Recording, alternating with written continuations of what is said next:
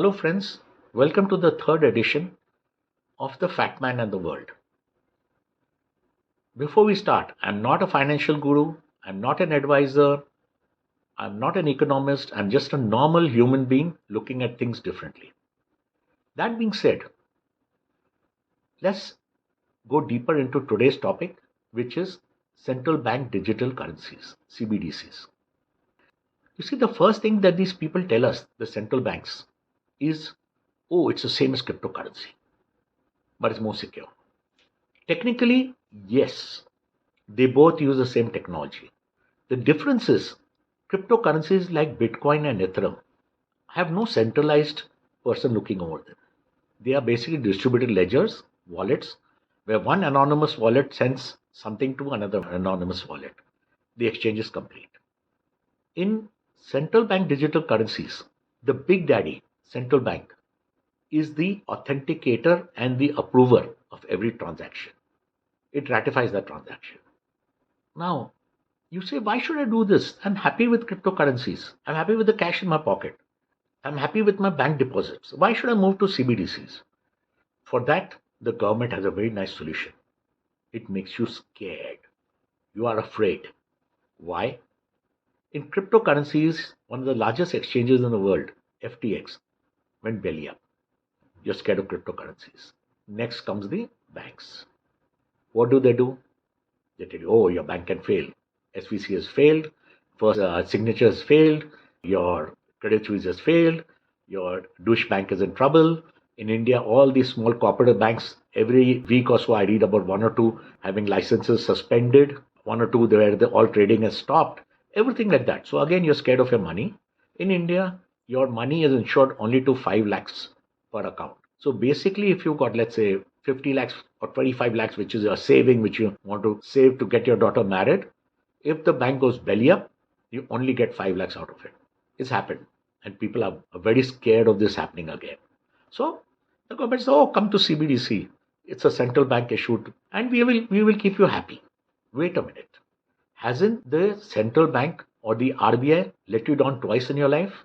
In India in 1978 and 2016, at both times it said, I have promised you to pay as a bearer XYZ and you need to come to the bank and change it because we will not honor our signature unless you meet ABCD conditions. You paid your income tax, your this, your that. Can you imagine how easy it will be if they got a central bank currency? They'll run the query. Unless you have fulfilled the criteria, your money is gone. You have to prove to get your money back. Then we come up with a little sentence saying, oh, why do we need you? We got UPI. We don't need a CBDC. Wait a minute. They recently, Nirmala Sitharaman got up in Parliament and said, oh, it's costing so much to do UPI transactions, 2 rupees 2 per transaction, whatever. This may be billed. Later on, a little clarification comes out saying that normally it's the merchant who would pay it, not the person making the payment, like your credit card payment, etc., which has got a charge. Then they rolled it back. But the idea in people's mind has already come in, that notch, saying that it's cost 2 rupees per transaction. So government will stand up one day and say, oh, the merchant will be told, oh, it's going to cost you 2 rupees per transaction. And if you use CBDC, it's going to cost you nothing. So naturally, all the merchants will put a shutdown on the UPIs and say, okay, we will only accept CBDC. That's it, history. Then we come to a beautiful thing called the climate change. So there's the issuing banks, that is your central banks, turn around and say, oh, cryptocurrencies are so energy hungry, they are causing this, they're causing that. Wait a minute. Didn't a few minutes ago we said that CBDCs are cryptocurrencies? So if they're cryptocurrencies, how will they save any money? You can't have it both ways. The energy expenditure will be almost the same, but we must be very careful because CBDCs are purely about control. Straight. That's it. What do I mean by control? By control, level 1 is if you speak anything against the government, like is happening in China. It happened in Canada also, accounts were frozen, etc. of the truckers. The moment you speak against the government, your CBDC will get locked. Simple, it's a keystroke, it's locked. That's it. If you have cash in your pocket, they can't lock that. But they can lock the CBDC lying in your digital wallet. Unless you withdraw those, let's say, give you a rough example, you withdraw those tweets, we will not allow you to use your CBDC. Then what about your monitoring? You see, they're coming up with this concept called 15-minute cities. We will discuss it in one of the other videos. It's a very dangerous thing that's coming up. But what basically they'll do is you're leaving your quadrant more than X times a year, you cannot buy petrol anymore. You cannot buy food outside the quadrant. Complete control. You'll be fined X amount which will automatically be deducted from your CBDC.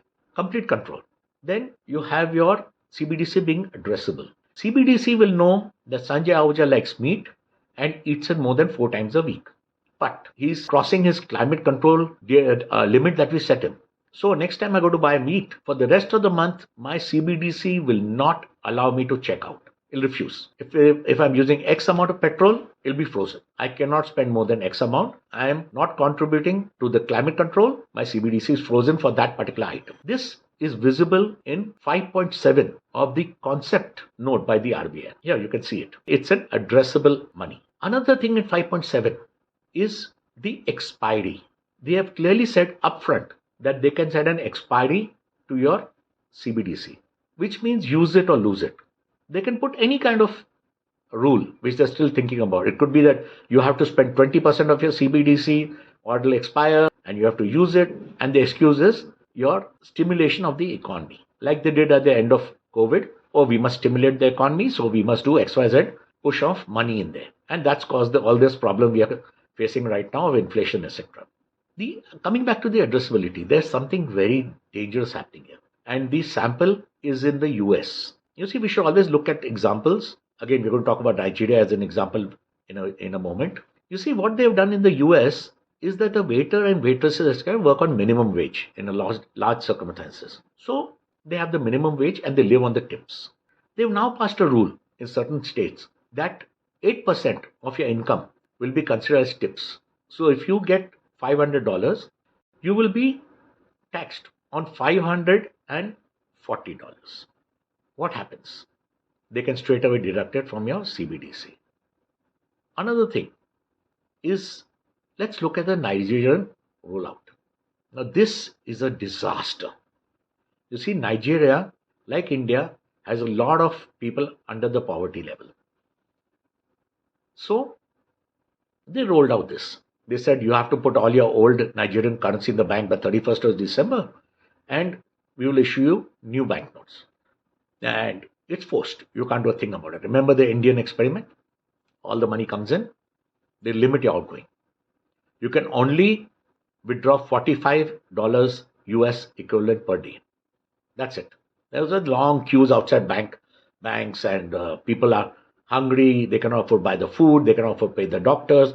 They cannot afford to travel because everywhere they are supposed to use E-naira and people are not fond of E-naira. People who have fresh naira notes are all hoarding it and are selling it at a premium. That is a major problem. So what do?